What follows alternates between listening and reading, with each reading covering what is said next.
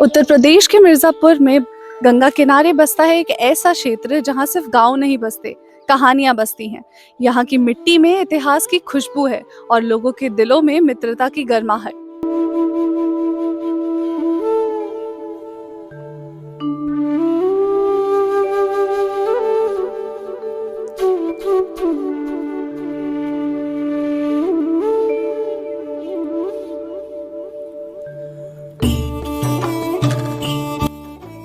आज हम आपको लेके चल रहे हैं सिक्खर ब्लॉक, एक ऐसा सांस्कृतिक संसार जो 7 गांव के परंपराओं और रिश्तों से मिलकर बना है। आप अपना नाम और इस गांव का नाम बताना पसंद करेंगे? बिल्कुल। भुआलपुर गांव, हम गांव का नाम भुआलपुर है और हमारा नाम अभय शंकर त्रिपाठी, इसी गांव के निवासी हैं हम। और यह गांव ब्राह्मणों का गांव है मुख्य रूप से, गंगा नदी के बिल्कुल तट पर है।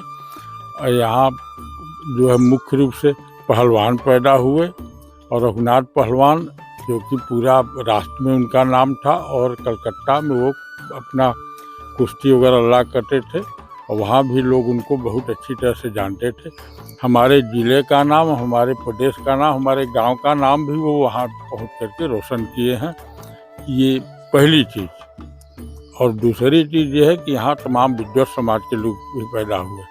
Doctor GN. त्रिवेदी रहे यहाँ पर, वो जो है इंग्लैंड में भी डॉक्टर रहे, यहाँ भी BHU में भी CMO रह चुके थे, और दुर्भाग्य से वो नहीं है हम लोगों के बीच। तो बस 2 साल पहले उनका इंतकाल हुआ है। उसके अलावा यहाँ पर तमाम प्रबुद्ध लोग पैदा हुए, अच्छे खिलाड़ी स्पोर्ट्समैन पैदा हुए, जो कि भारतीय टीम का गौरव बढ़ाए हैं। आनंद त्रिपाठी थे, वो वॉलीबॉल में बहुत अच्छे प्लेयर थे। दया शंकर तिवारी एक, अब दिवंगत हो गए, वो हॉकी में अंतर्राष्ट्रीय स्तर के प्लेयर थे।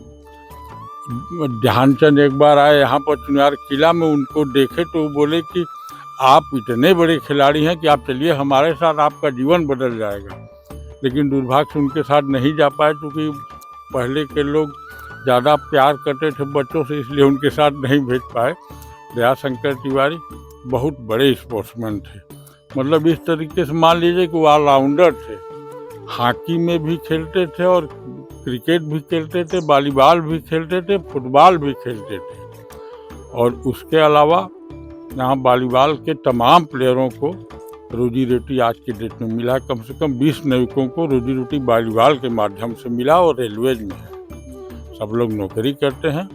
और इसके अलावा यहाँ पर अच्छी खासी फार्मिंग होती है, खेती भी लोग तरीके से करते हैं, और खेत भी है। और गांव के खुशहाली का वजह ये है कि खेती भी है और साथ साथ बाहरी इनकम का सोर्स भी है सबके पास, कुछ न कुछ माध्यम से सबके पास कुछ न कुछ आता रहता है। इसी वजह से हमारा गांव जो है, या आप मान के चलिए कि प्रदेश का सबसे रिफाइंड गांव है।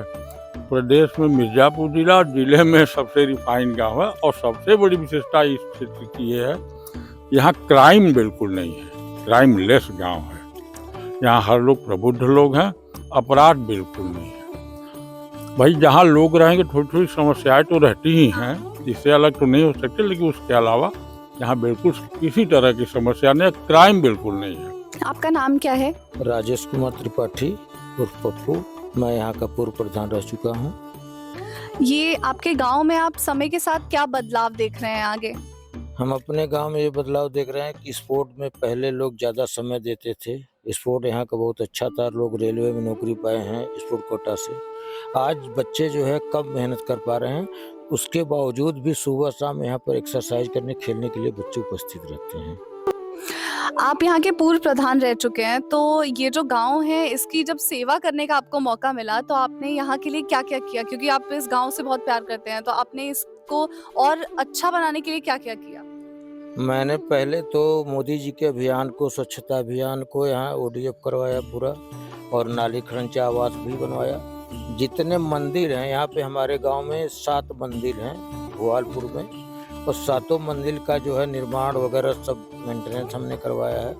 और गंगा के किनारे 2 विठलपुर भुआलपुर में 2 रास्ते जाते हैं, वहाँ पे पूरा खरंजा और रोड बनवा दिए हैं। और एक हनुमान जी का मिनी संकट मोचन मंदिर है भुआलपुर विठलपुर के बीच में, उस पर भी हमने रोड बनवा दिया है कि लोग आराम से जा कर के पूजा अर्चना करते हैं। और हम अपने पीरियड में खेल को बहुत ज़्यादा बढ़ावा दिए हैं। स्पोर्ट कोटा का सबसे ज़्यादा प्लेयर अगर कोई निकाला है तो भुआलपुर से निकले हैं प्लेयर।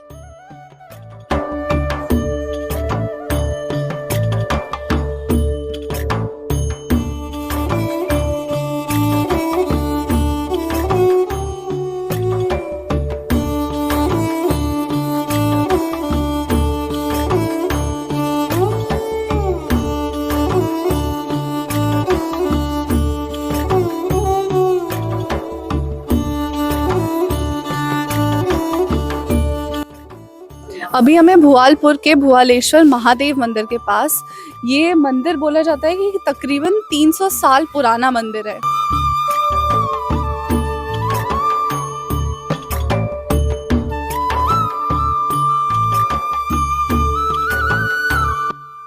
आपका नाम क्या है और हमें इस गांव के बारे में कुछ बताइए। मेरा नाम मुकेश त्रिपाठी है। ये गांव भुआलपुर के नाम से जाना जाता है। गंगा नदी के किनारे पर 500 वर्षों से बसा हुआ है। आध्यात्म और भक्ति का एक संगम गांव है। पुरातन समय में काशी से इलाहाबाद संत पैदल यात्रा करते थे, आए दिन यहाँ रुकते रहते थे। ये शंकर जी के मंदिर पर ये जो आश्रम बना हुआ है, आए दिन संत जो दंडी स्वामी थे वो आते थे, रुकते थे। 100% 100% साक्षर गांव है, विद्वानों का गांव है, ब्राह्मणों का गांव है। यहाँ निरंतर विकास होता रहता है। यहाँ पे एक से एक विद्वान पैदा हुए। पंडित धर्मराज त्रिपाठी जी, जो कि आज़ादी के आंदोलन से लेके कांग्रेस के बड़े नेता रहे हैं। मिर्ज़ापुर ज़िले में उनका बहुत नाम रहा है शुरुआती दौर में। और डॉक्टर गजानंद त्रिवेदी जी रहे, जो कि बीएचयू के पहले MBBS बैच में रहे और रॉयल सोसाइटी इंग्लैंड के उन्होंने प्रतिनिधित्व किया। बीएचयू का चांसलर होकर के रिटायर्ड हुए। ये सिर्फ एक ट्रैवल डॉक्यूमेंट्री नहीं, ये कहानी है उन लोगों की, उस जमीन की, इस गांव की। तो चलिए शुरू करते हैं सिक्खर ब्लॉक की इस ट्रैवल यात्रा को। भुआलपुर एक ऐसी जगह जहां लोग आपसी भाईचारे को सबसे ऊपर रखते हैं। तो आइए इस गांव के बारे में और जानते हैं।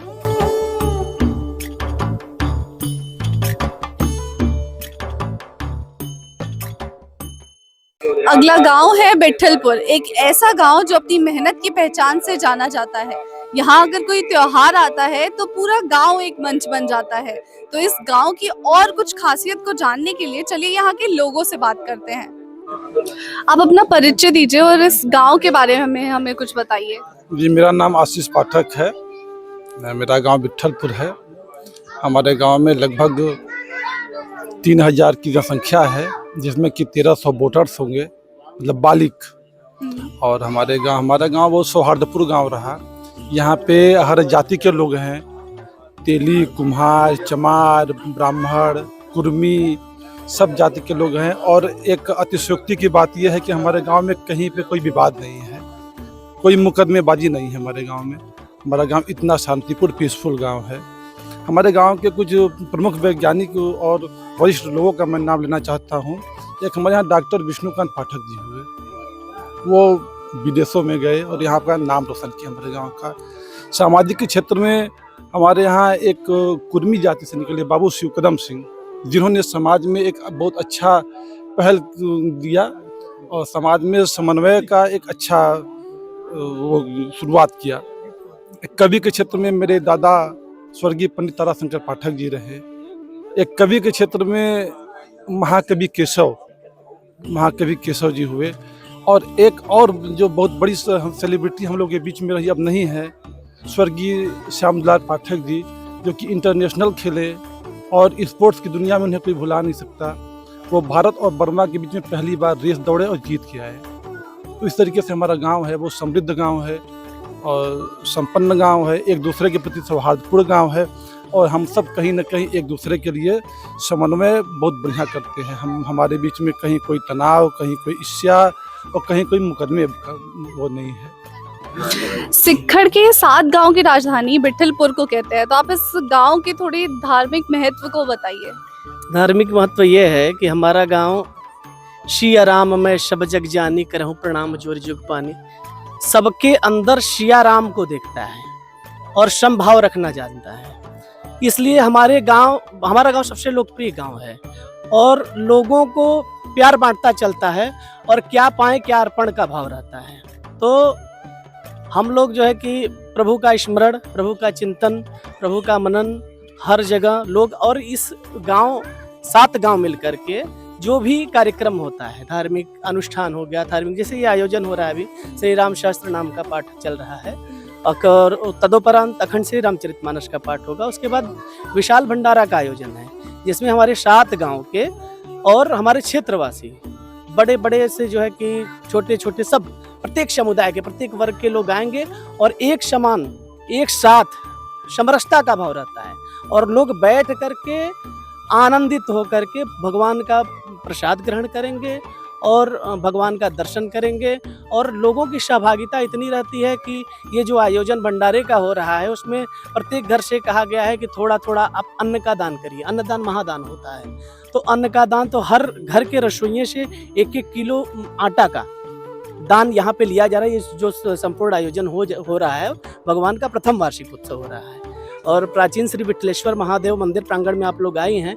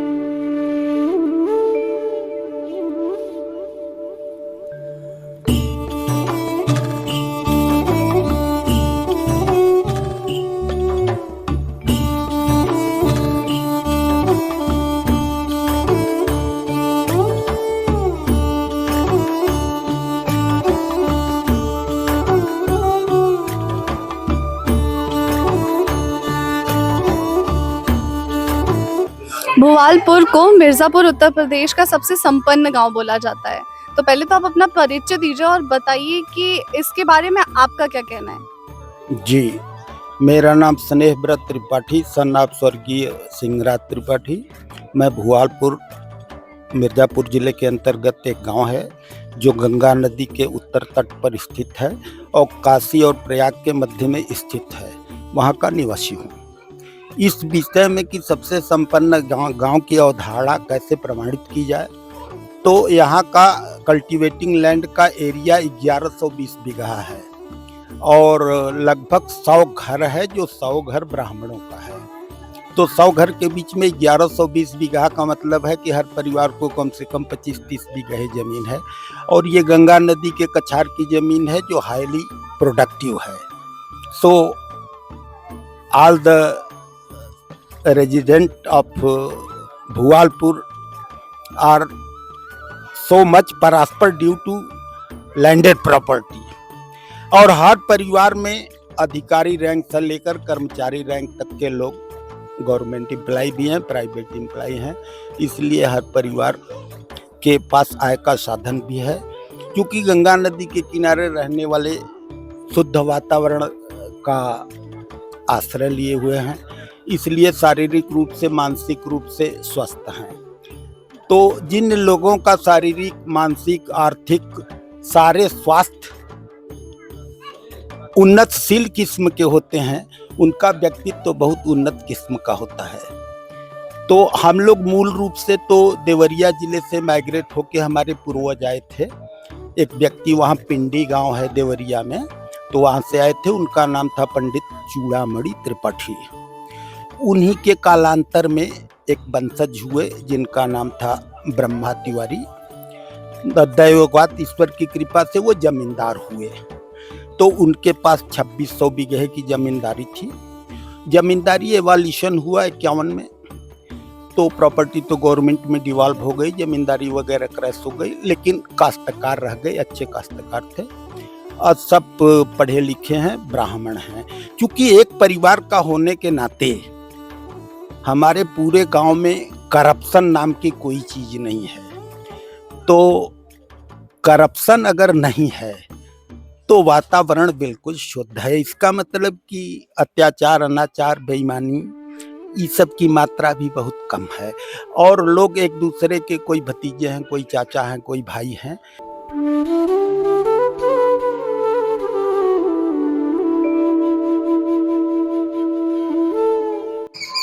आगे बढ़ते हैं लालपुर की ओर। ये गांव अपने त्योहारों और सांस्कृतिक कार्यक्रमों के लिए जाना जाता है।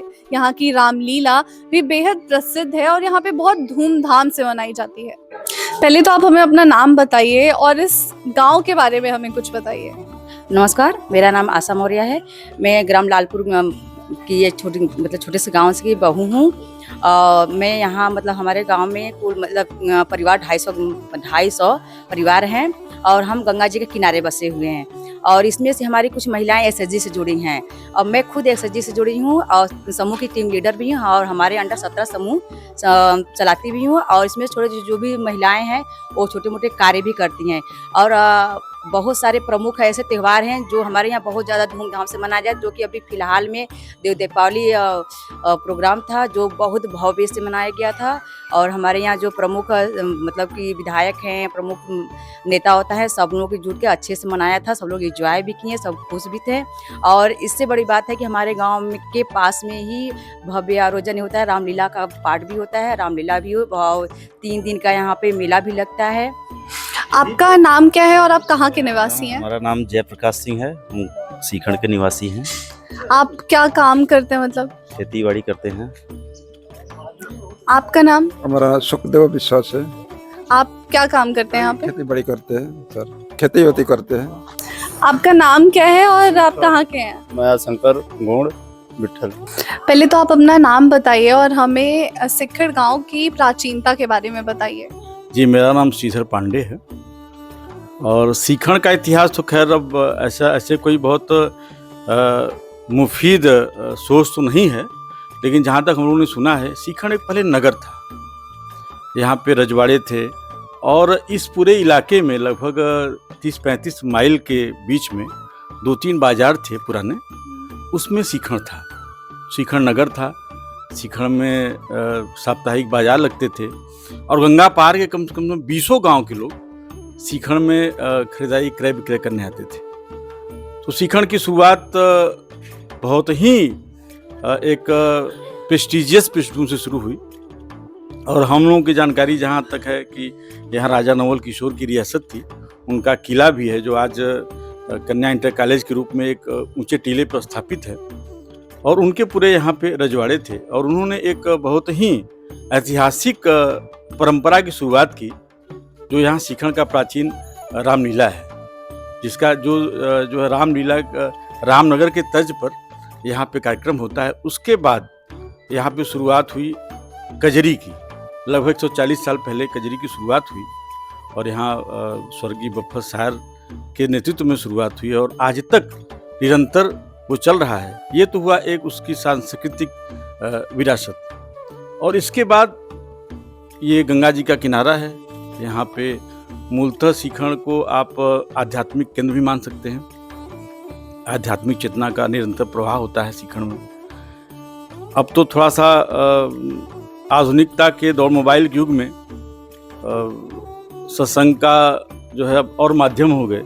नहीं पहले हम लोग बचपन में, हम लोगों से पहले भी यहाँ पे साधु संत आके चौमासा करते थे।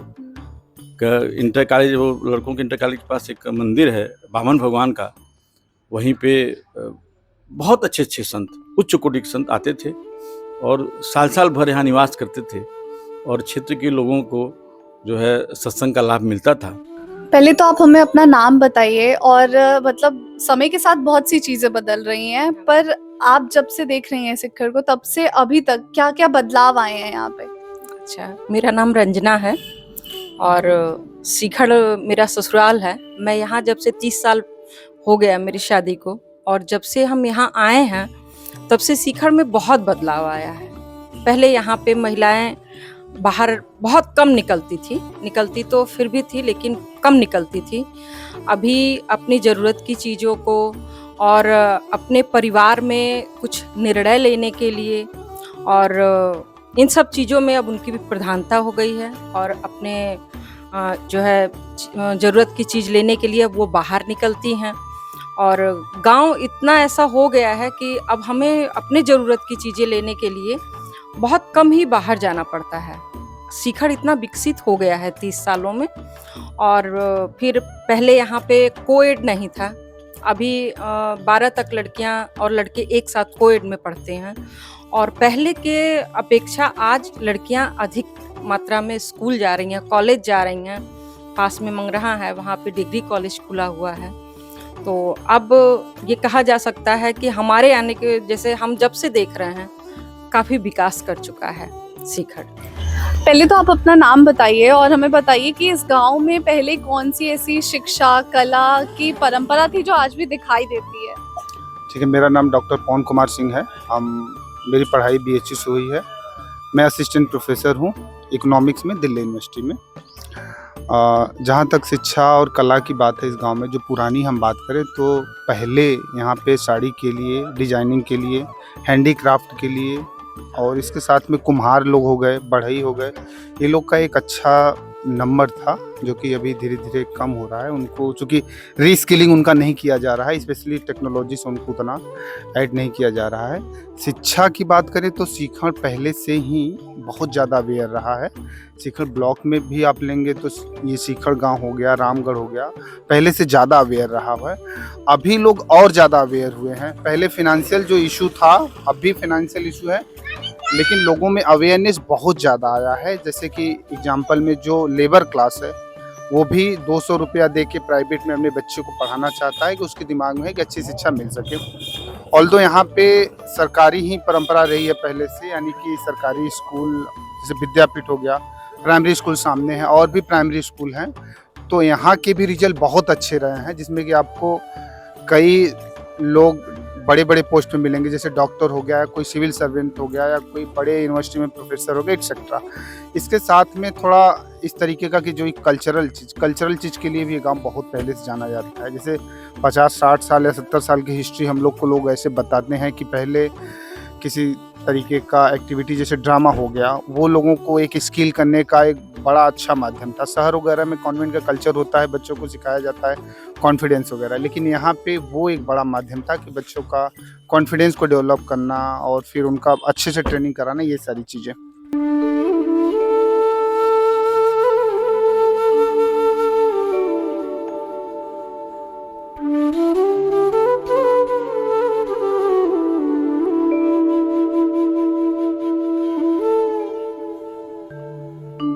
अब हम पहुंचे हैं गौरैया गांव। ये गांव 3 गांव को जोड़ता है, कालूपुर, ऐबकपुर और गौरैया गांव। तो चलिए अब इस गांव के बारे में थोड़ा जानते हैं। पहले तो आप अपना नाम बताइए और हमें ये बताइए कि ये गांव की प्राचीनता के बारे में बताइए। मैं अखिलेश त्रिपाठी, ग्राम सभा गौरैया। ये 3 गांव मिलकर एक ग्राम सभा बना है, ऐबकपुर, कालूपुर, गौरैया। और गांव की जो प्राचीनता है, हमारा गांव लगभग 1000 वर्ष पुराना से है। और यहाँ पे ये जो शिखर क्षेत्र है, 7-8 गांव मिलाकर एक शिखर क्षेत्र बना है। अब आप समझ लीजिए कि आगे गंगा जी है, यहाँ से 1 किलोमीटर दूर। करपात्री जी महाराज जब आज के 200 साल वर्ष पहले प्रयाग से काशी ये दिव्य स्थान है, तीर्थ स्थान है। यहाँ सारे लोग घूमते थे। तो करपात्री जी महाराज अपने किताब में लिखे हैं कि प्रयाग और काशी के बीच में श्रीखंड का नाम का एक अद्भुत गांव है, जो कि आपस में सभी बिरादर यहाँ सद्भावना से रहते हैं। बहुत अच्छा खेती होता है।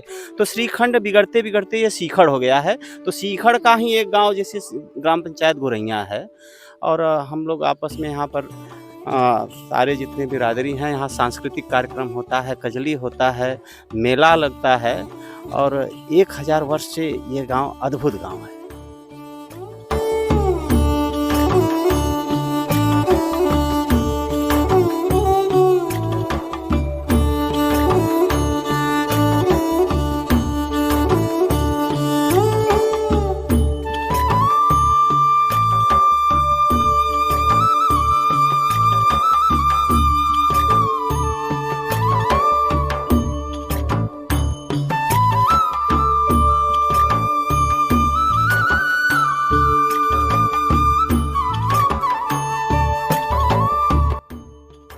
पहले तो आप अपना नाम बताइए और हमें बताइए कि ये गांव विकसित तो है, पर आगे के समय में आप यहाँ पे और क्या बदलाव देखना चाहेंगे? मेरा नाम अश्विनी कुमार मिश्रा धनंजय, इस गांव का प्रधान है। यहाँ विकसित का मतलब जैसे डिजिटल लाइब्रेरी वगैरह हो गया, खेल का मैदान हो गया। तो इससे बच्चों को सर्वप्रथम एक खेल की आवश्यकता विशेष है, लाइब्रेरी की आवश्यकता विशेष है। हमारे विद्यालय है और हमारे गाँव में विकसित का काफ़ी विकास हुआ है, विकास होने जा रहा है और हमें आगे और विकास करना है। जैसे पूरे मिर्ज़ापुर ज़िला में सबसे ज़्यादा स्वतंत्रता सेनानी हमारे गांव में है। मिर्ज़ापुर ज़िला में आप पुस्तक उठा करके देखेंगे तो इतना स्वतंत्रता सेनानी कहीं नहीं है। पंडित आशाराम मिश्र, राम उजागर शर्मा, शारदा प्रसाद पांडे, राम अनुज मिश्र, तमाम ऐसे पहले से ही इस गांव का विकास हुआ है और आगे विकास होगा।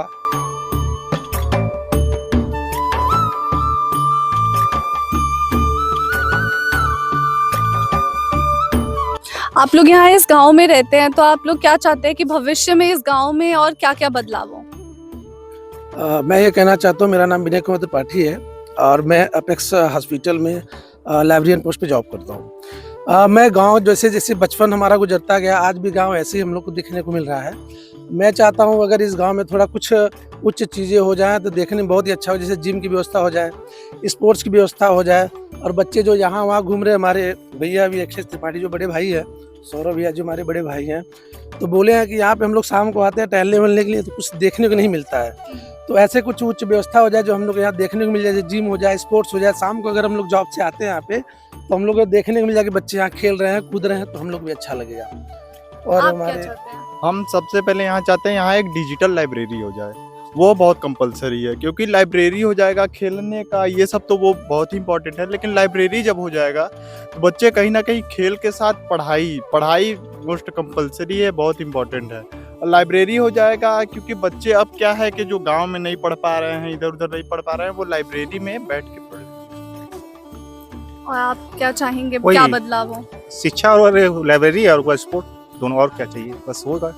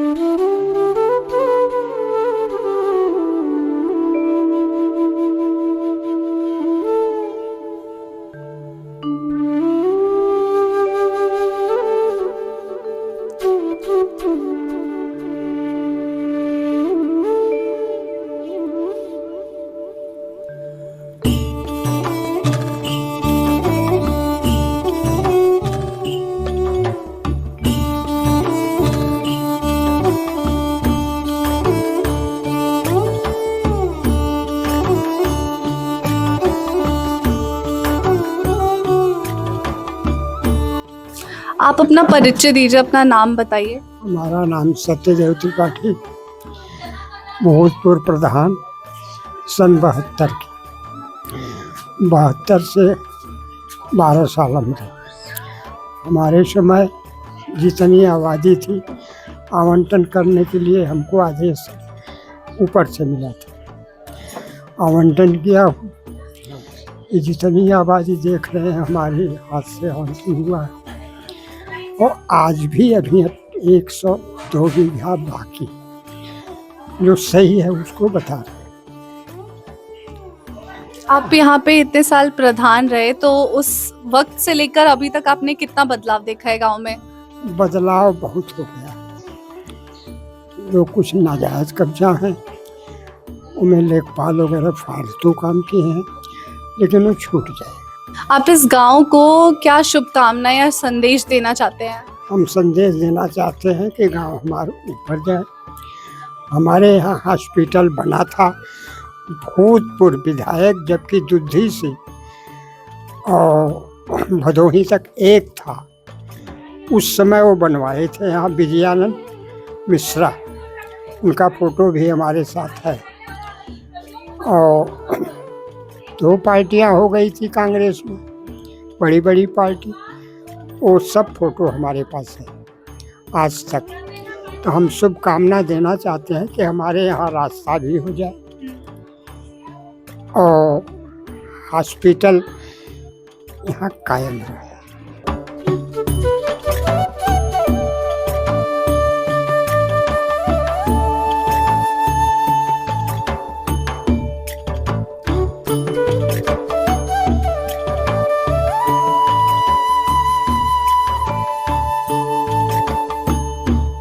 और अब हम पहुंच चुके हैं इस ब्लॉक के नाम की पहचान सिक्खड़ गांव में। यहाँ की गलियां भले पुरानी हैं, लेकिन लोगों के दिल नए जमाने की तरह खुले हुए हैं। तो आइए अब इस जगह के बारे में थोड़ा जानते हैं।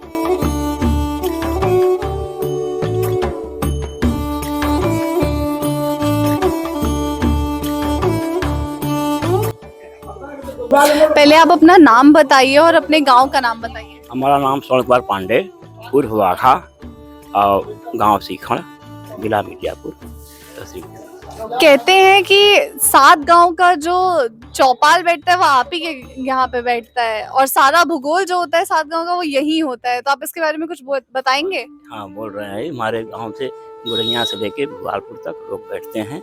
यहाँ पर हर किस्म का बात होता है राजनीति का, है, और सब लोग यहाँ पसंद होकर बैठते हैं। अच्छे अच्छे लोग बैठते हैं, जितने भी हमारे गाँव के हैं, भुआलपुर सातोपुरे के, बैठते हैं यहाँ पर। बैठ कर अपने में सब लोग बात करते हैं राजनीति का, हैं, यही सब बात होता है हमारे पास। आपके दुकान के पास काफी भीड़ रहती है, जैसे कि अभी देख सकते हैं कि यहाँ पे इतने लोग मौजूद हैं। आप बताएंगे कि आप यहाँ पे मतलब कितने दिन आते हैं, कब कब यहाँ पे आते हैं? यह संडे है, हम लोग एम्प्लॉई हैं, बाहर रहते हैं। संडे को ऐसे तो डेली होता है आना। और आपका एक बहुत ही प्रसिद्ध दुकान है, खास करके पान वगैरह के लिए। इनका दुकान 50 साल से एक कंटिन्यू यहाँ पर चल रहा है। जो हम लोग का ये सीखड़ गांव है, क्योंकि छोटा सा गांव है, 7 ही गाँव है इसमें, और बहुत ही समृद्ध है। आप किसी भी क्षेत्र में लीजिए, चाहे वो शिक्षा का हो, खेल कूद हो, जो है कुछ भी हो, कला हो, साहित्य हो, बिल्कुल समृद्धशाली। यहाँ तक कि संगीत आप कहीं नहीं पाएंगे कि इसके साथ संगीत मिले, वो भी यहाँ पर आपको और मिलेगा। इनके पान की विशेषता तो बहुत ही टेस्टी और अच्छा पान होता है, और हाइजीनिक, स्वास्थ्य का बहुत ख्याल रखते हैं। यही है मैडम, आगे जो भी कुछ आप पूछें। का नाम क्या है, कौन से गांव के हैं, और सिक्खड़ बाजार आप हमेशा क्यों आते हैं? मैडम, हमारा घर तो भुआलपुर है और सीखड़ हम लोग आते हैं। जैसे पांडे जी हैं, हम लोगों के 4 भाई हैं, तो यहाँ आते हैं, इकट्ठा होते हैं, तो सबका हाल चाल, कहाँ क्या हो रहा है, क्या नहीं हो रहा है, ये सब भी मालूम हो जाता है। लोगों से एक मेल मिलाप हो जाता है, और कोई उद्देश्य तो नहीं है हम लोगों का। क्या आप यहाँ पे हर रोज आते हैं? नहीं, जैसे कि नहीं है तो क्या आएंगे, वैसे आ जाते हैं। उत्तर प्रदेश के मिर्जापुर जिले के सिरमौर सीखड़ ब्लॉक के सीखड़ गांव के सीखड़ बाजार में आज हम स्थित हैं, और बाघा पान भंडार यहाँ परिचय का मोहताज नहीं है। बाघा पान भंडार पे हर दिन हर समय आप सैकड़ों पान खाने वाले, भांग छानने वाले मस्ताने लोग मिलते रहते हैं। ये सिर्फ दुकान नहीं है, ये 7 गांव के इतिहास, भूगोल और समसामयिकी का एक बहुत बड़ा बैठक केंद्र है।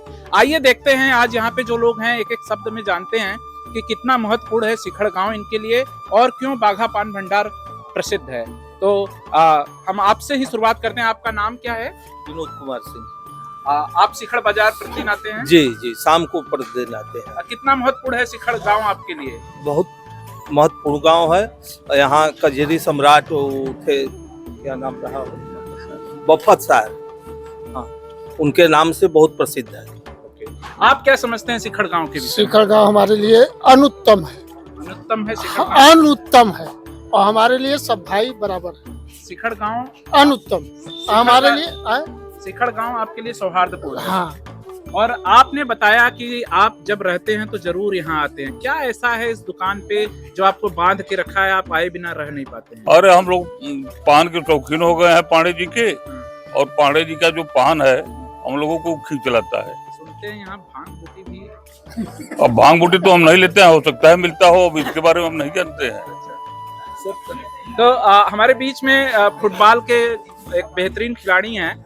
आपसे जानना चाहते हैं कि एक खिलाड़ी को पान खाने की क्या ऐसी आवश्यकता आ गई, क्या है इस दुकान की? सर चूंकि देखिए तांबुल खाने का समय होता है, तांबुल शास्त्र में भी लिखा गया है कि हर समय लाभदायक है, लेकिन इसमें जो हम लोग जर्दा तंबाकू का प्रयोग करते हैं ये नहीं करना चाहिए सर। और एक चीज अभी आपने सर को पूछा कि सुनते हैं भांग, तो सर मैं आपको करेक्ट करूंगा, वो सही शब्द नहीं है, सही शब्द है विजया।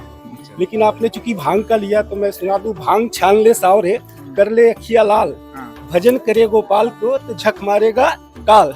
बोलिए प्रभु हर हर महादेव।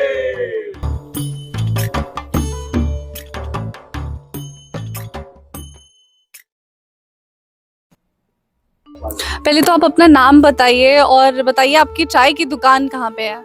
मेरा नाम रूपेश कुमार पांडे है। ये सीखड़ बाजार में चाय की दुकान है। बालाजी पान भंडार के नाम से मेरा प्रसिद्ध है। हम शादी विवाह वगैरह में पान की टाइल्स लगाते हैं अच्छी ढंग से।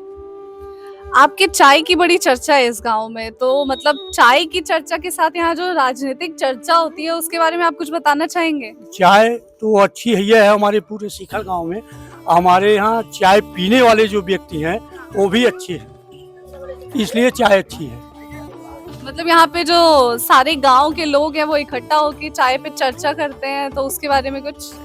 चाय की चर्चा यही है कि गांव के समाज के विकास की बातें होती हैं। यहाँ के जो प्रधान वगैरह हैं अच्छे हैं, और हमारे चाचा जी सौरभ चाचा जी का भी बड़ी यहाँ पर हुआ है भूमिका है। ये रामलीला के अध्यक्ष भी हैं।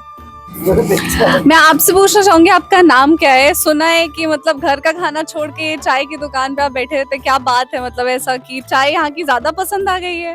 नाम राजेंद्र प्रसाद सिंह है, और क्योंकि मार्केट है, हम लोग आदी हो गए हैं मार्केट बाजार के, तो अब समय देर भी हो जाता है, पहले भी चले जाते हैं और यहाँ आते हैं जो है पंडित जी के दुकान पर चाय आदी हो गए हैं एक तरह से। तो आप यहाँ पे रोज आते हैं? रोज आते हैं, रोज प्रतिदिन नियम से।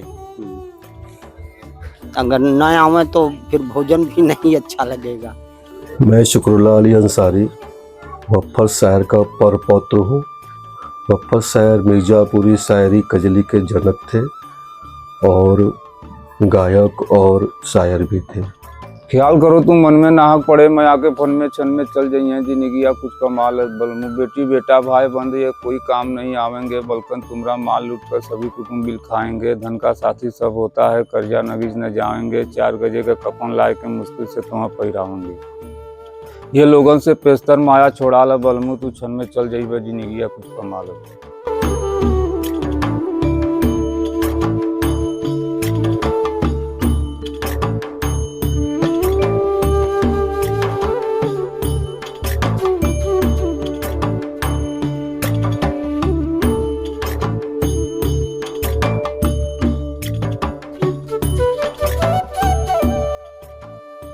नमस्कार। आज सीखड़ की साहित्यिक गाथा के संदर्भ में जानने हेतु हम चल के आए हैं श्रीमान उमेश चंद्र पांडे जी के बीच। उमेश चंद्र पांडे जी जिनका एक अपना सोच है, साहित्य और सांस्कृतिक कार्यक्रमों को लेके हमेशा से सक्रिय रहे हैं। और इस समय अगर 7 गांव सीखड़ की बात करें तो सबसे ज़्यादा सीखड़ के इतिहास को अगर कोई व्याख्यात कर सकता है तो उमेश चंद्र जी कर सकते हैं। तो आपसे सर एक सवाल ये है कि सीखड़ की साहित्यिक गाथा को अगर आपको व्याख्या करना हो तो क्या है सीखड़ का साहित्यिक गाथा? ये सीखड़ जो परिक्षेत्र है ये कुल 7 गांव हैं और हर गांव में एक से एक विभूतियाँ हुई हैं। जो साहित्य प्रेमी रहे हैं, साहित्य का बोध रहा उन्हें, साहित्यिक गतिविधियों में वो हमेशा जो है इन्वॉल्व भाग लिए हैं। हम शुरू करते हैं जैसे भुआलपुर में, तो भुआलपुर में साहित्यिक विधा के मातहत हम कह सकते हैं पंडित धर्मराज त्रिपाठी जी थे, जिनकी साहित्यिक विधा बेजोड़ थी और हिंदी में उनके शब्दों के प्रयोग को समझना ये सामान्य लोगों की चीज़ नहीं थी। इतना तत्समवादी थे और इतना विशुद्ध हिंदी वो बोलते थे और उनको इतना ज्ञान था, इतनी जानकारी थी। बेसिकली वो टीचर रहे हैं, तो हिंदी में उनके ज्ञान को और उनके कमांड को, जिसको कह सकते हैं कि बहुत ही ऊंचाई पर हम देखते हैं। और दैनिक जीवन में भी उनका जो प्रयोग था, हिंदी का प्रयोग था, वो बिल्कुल साहित्यिक था।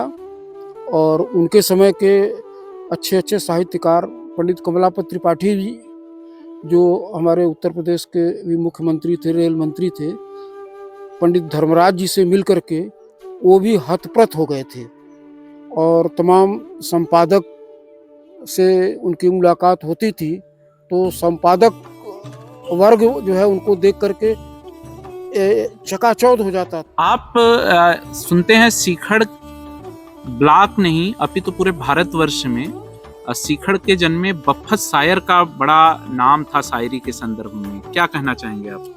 बफ़त सायर उत्कृष्ट शायर थे, पढ़े लिखे नहीं थे, कबीर जैसी स्थिति थी, मस कागज छुयो नहीं, कलम कही नहीं हाथ। इसके बाद भी उन्होंने महाभारत, गीता, मानस और तमाम जो हमारे हिंदी के धार्मिक ग्रंथ थे, उनकी पकड़ उन ग्रंथों में पता नहीं कहाँ से हुई कि वो हर ग्रंथों पर कम से कम 10, 20, 25, 50 शायरी लिखे हैं। तो लोगों को आश्चर्य होता है कि बफ़त सायर को ये ज्ञान कहाँ से मिला और कहाँ से इतना नॉलेज हुआ। एक से एक शायरी उन्होंने, धार्मिक शायरी लिखा है, एक से एक जो है उन्होंने रसिक शायरी लिखा है, एक से एक उन्होंने निर्गुण लिखा। उनको निर्गुण सम्राट के रूप में देखा जाता है। और हम लोग यहाँ तक देखते हैं कि कबीर के बाद अगर किसी को हम अगर पाते हैं निर्गुण में या रचनाओं में, तो बफ़त सायर जो है उसमें दिखाई देते हैं। उन्हें अगर सेकंड कबीर कहा जाए तो अतिशयोक्ति नहीं होगी। कितना सरल था बफ़त की कजली को गाना, कहना, रटना और सुनाना? बफ़त की कजली का एक उन्होंने, वो कजली के जनक थे। उन्होंने मिर्ज़ापुरी कजली को देने का श्रेय उन्हीं को है। तो उनकी कजली गायकी में बहुत तरह के जो है स्वर थे और बहुत तरह से राग थे और बहुत विधा थी। तो उस समय उनके शिष्यों की बहुत लंबी टीम थी और ये तो पढ़े लिखे नहीं थे, लेकिन इनके शिष्य जो है जितने हुए सब साहित्य बोध वाले थे और जिनकी साहित्य में बहुत पकड़ थी, और वो बफ़त सायर को अपना गुरु माने थे। जबकि उनके पास वेद, पुराण, गीता, हर ग्रंथों का जबरदस्त अध्ययन था। फिर भी इतने अध्ययन के बाद भी वो लोग बफ़त सायर को अपना पूज्य मानते थे और बफ़त सायर को अपना गुरु मानते थे। अनुमानित कुल कितनी विधाएं कजली की, निर्गुण की और अन्य चीजों पे कितनी की कजली लिखे होंगे वो? बफ़त सायर ने जो है साउनी लिखा, उन्होंने जो है 12 मासा लिखा, उन्होंने बिरह गीत लिखे, कजली में उन्होंने जो है निर्गुण लिखा, उन्होंने श्रृंगार लिखा, उन्होंने जो है कजली विधा में जो है आपका साहित्यिक कजली, धार्मिक कजली। तो कजली विधा में तो कम से कम 20 तरह की विधाएं हैं जिसमें बफ़त सायर ने रचना की है। और उनके जो शिष्य थे वो जो है बॉम्बे से लेकर कलकत्ता, बड़े बड़े मेट्रो शहर में और अच्छे अच्छे जगहों पर उनकी शायरी होती थी। और बफ़त सायर की इस तरह से भारतवर्ष में बफ़त सायर को जितने शायर थे उस समय के, भारतवर्ष में सब लोग बफ़त सायर को जानते थे। जबकि बफ़त सायर बहुत सामान्य थे, एक गांव में रहते थे, सिंपल लिविंग था उनका बहुत सामान्य व्यक्तित्व के थे, लेकिन दिमागी तौर पर जो है उनके ज्ञान का कोई अंत नहीं था, कोई नाप नहीं था कि कितनी गहराई है उनके अंदर। अच्छा, उनकी निर्गुण की बात आपने की। निर्गुण के 1-2 लाइन की कहन सिर्फ आप हमारे दर्शकों को और आने वाली पीढ़ियों के लिए कहें कि उनकी निर्गुण की ये 1-2-4 लाइन है। देखिए, जैसे उन्होंने कहा है कि स्तन पर क्या करता नखरा तिल्ला बारे बलमू और निकल जाएगा करत करत में कुल्ला बारे बलमू। इस तरह का उन्होंने लिखा है निर्गुण में। 84 घाट नहीं सुझे बाट, लब चाट चाट सर पटक रही, गुण आगर बड़ी गुण की उजागर भव सागर में भटक रही। देखिए, ये एक एकदम अनपढ़ व्यक्ति की रचना है, और जिसको जो है अच्छे अच्छे पढ़े लिखे लोग जब सुनते हैं तो एक बार स्तब्ध हो जाते हैं। अच्छा, ऐसा माना जाता था कि बफ़त की कजली का जो प्रभाव रहा है उसका 100 साल का इतिहास रहा है। उनके जन्म से मतलब उनके कजली कहने के लिखने के समय से लेके आज तक लगभग 100 साल होने वाले हैं या बीत रहा होगा। ऐसी स्थिति में किस तरीके से कजली का प्रभाव यहाँ के जनमानस में या मिर्ज़ापुर के आसपास के जिलों में रहा? बप्पत साहर ने स्वाधीनता संग्राम पर बहुत सारी कजली लिखी। उनकी कजली जो है हर जगह, हर उत्तर प्रदेश में, बिहार में, बंगाल में, महाराष्ट्र में, हर स्टेट में उनके शिष्य थे, और वो उनकी कजलियाँ गाते थे और लोग बहुत पसंद भी करते थे। तो उनका दायरा बड़ा विस्तृत था, शायरी के क्षेत्र में उनका दायरा बहुत विस्तृत था। कोई विधा उन्होंने जो है नहीं छोड़ी है जिस विधा में उन्होंने जो है अपनी शायरी न लिखी हो। सवाल मेरा अभी भी वही है कि कितना प्रभाव था बफ़त की कजली का यहाँ के जनमानस में, जनमानस कितनी में, दिलचस्पी थी लोगों हाँ, की? जनमानस में इतना ज़्यादा वो पसंद किए गए, उनकी शायरी इतनी ज़्यादा पसंद की गई कि दूर दराज से जो है अच्छे अच्छे शायर जो उस समय के थे वो बप्पत साहर से मिलने के लिए आते थे, उनकी रचनाओं को ले जाते थे, वो भी गाते थे। तो उनकी रचनाओं का प्रभाव जो है बहुत ज़बरदस्त था, और बड़ा हृदय को वो स्पर्श करने वाली रचनाएं लिखते थे।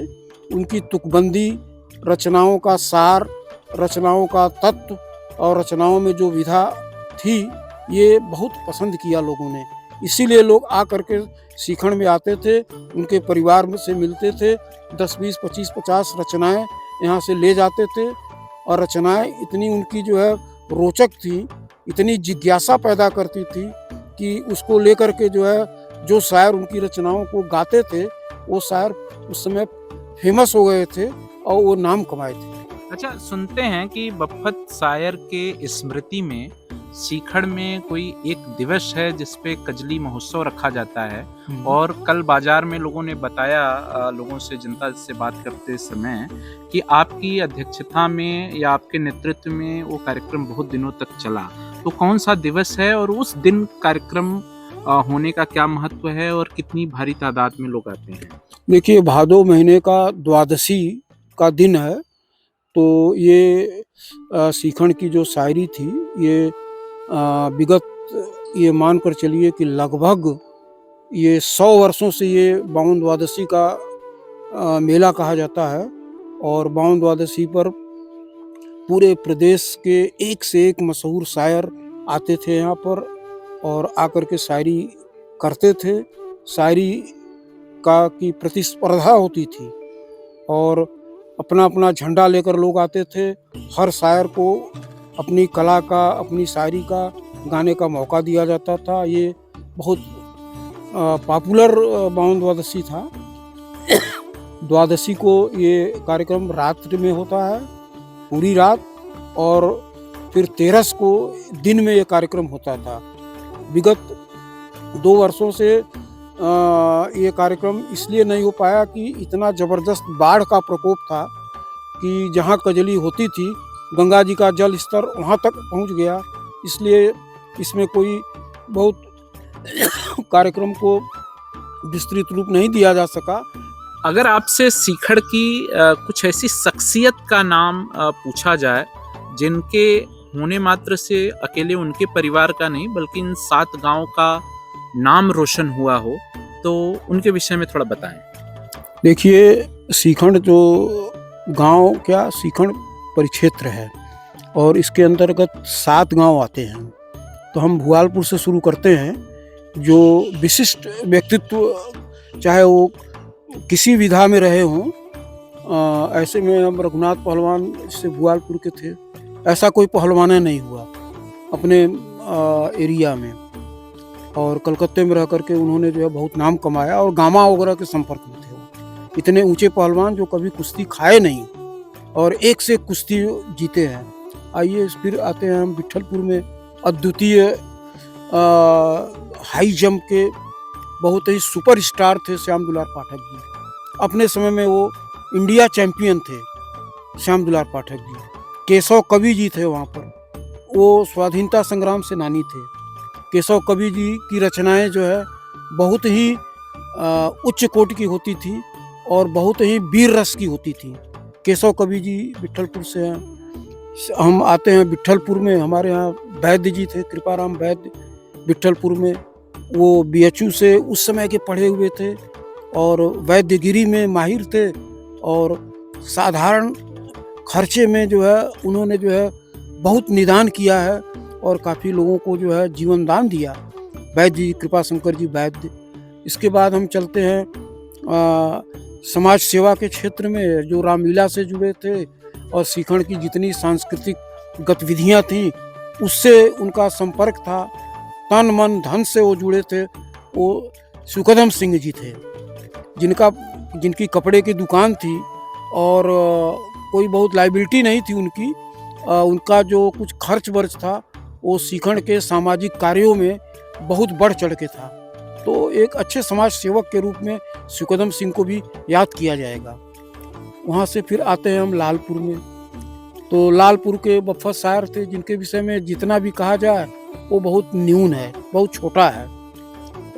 उनके विषय में अगर लिखा जाए तो एक पुस्तक लिखी जाएगी। उनके जो क्वालिटी थी, उनकी रचनाएं थी, उनका जो व्यक्तित्व था, उनके शिष्यों की जो परंपरा थी, ऑल ओवर इंडिया में उनके शिष्य थे। कोई ऐसा अपने यहाँ कोई सिटी नहीं थी, बड़े से बड़े छोटे से छोटे, जहाँ बफ़त शायर को जानने वाले नहीं थे। उनकी शायरी में इतना दम था। और उसी गांव में पंडित कल्याणनाथ जी थे। पंडित कल्याणनाथ जी बहुत बड़े कर्मकांडी थे। उस समय वो भागवत गीता, रामायण और महाभारत वगैरह का पायन करते थे। और यहाँ तक कि पंडित मदन मोहन मालवीय जी उनको बीएचयू में कर्मकांड संपादित करने के लिए कई बार लिवा गए, कई बार बुलाए उनको। तो वो उच्च कोटि के कर्मकांडी थे।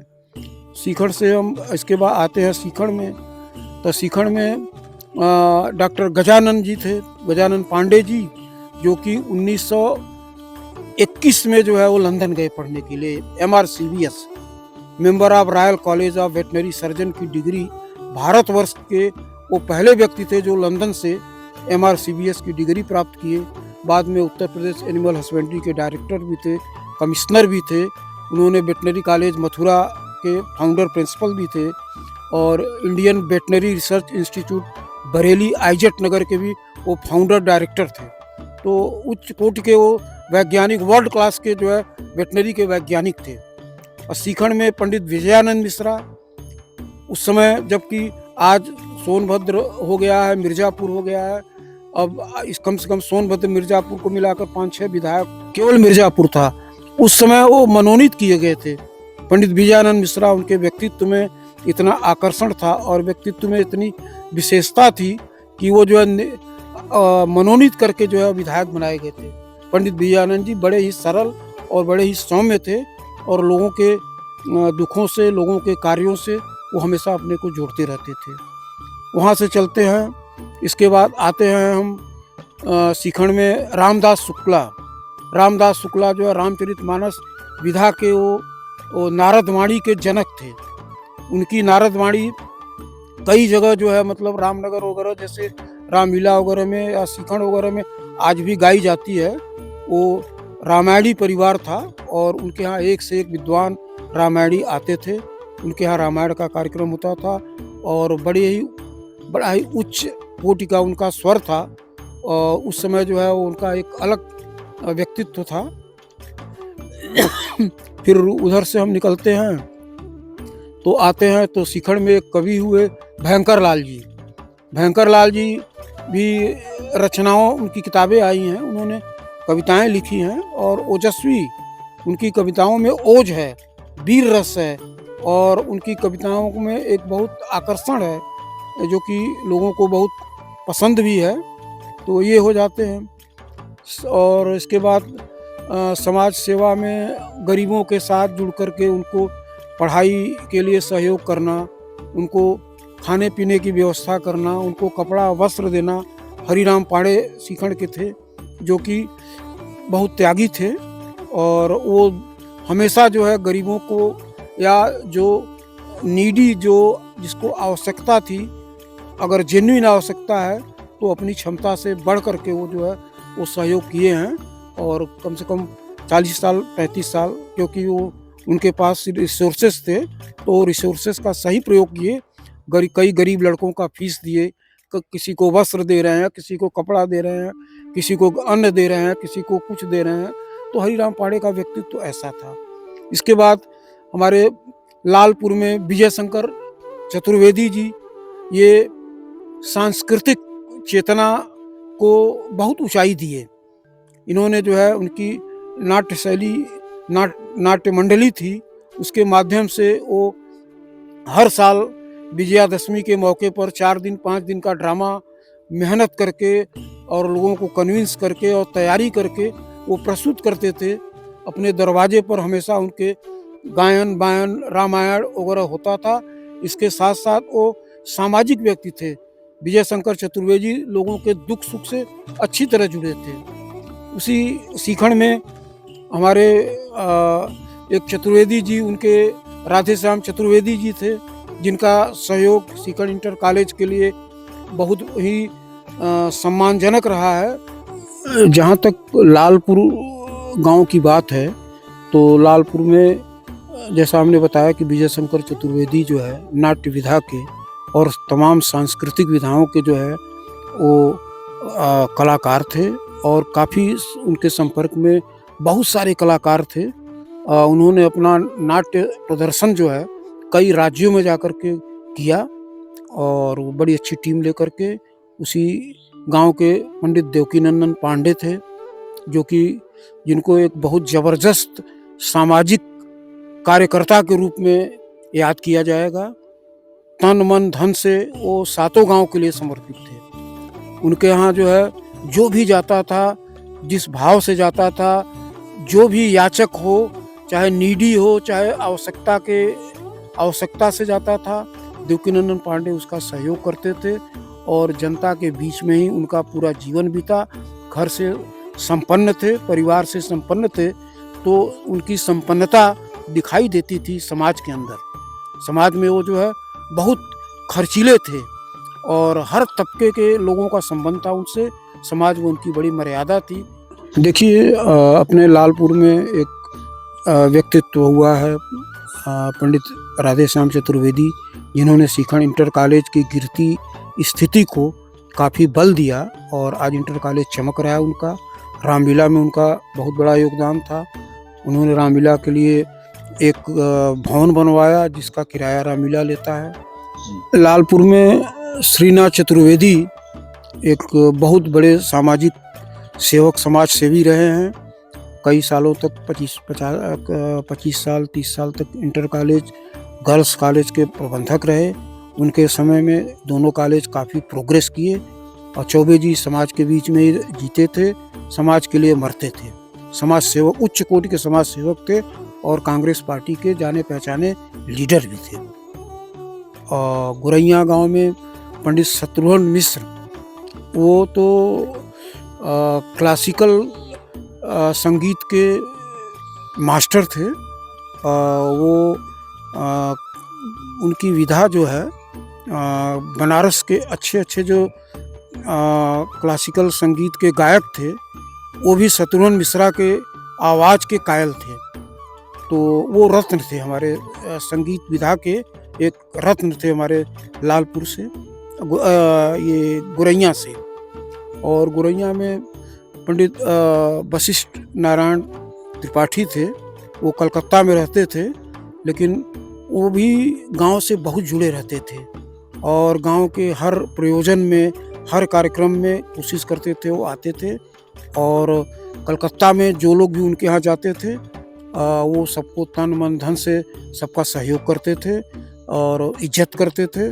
तो उनका भी एक व्यक्तित्व था और बड़ा पर्सनालिटी उनकी, जो उनका फिजिकल जो लुक था वो बहुत ही आकर्षण था। उनकी अच्छी खासी पर्सनालिटी, वो कहीं इस तरह की पर्सनालिटी देखने को नहीं मिलेगी।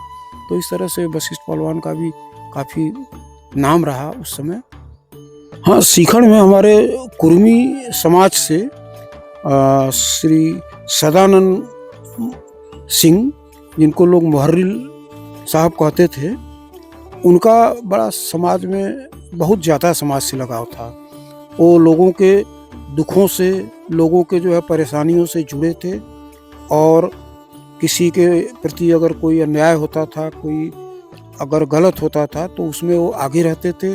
तमाम पंचायत में उनका नाम आएगा और पंचायत में वो न्यायपूर्ण निर्णय देते थे। हाँ, देखिए सीखड़ में एक बड़े ही उच्च कोटि के वैद्य और बहुत ही अच्छे जड़ी बूटी और वैद्यगिरी के जानकार, गहराई तक जिनको वैद्यगिरी की उनकी सीमा थी, वो पंडित शिवरन मिश्रा, ऐसा कोई वैद्य हुआ नहीं जानकारी में अब तक।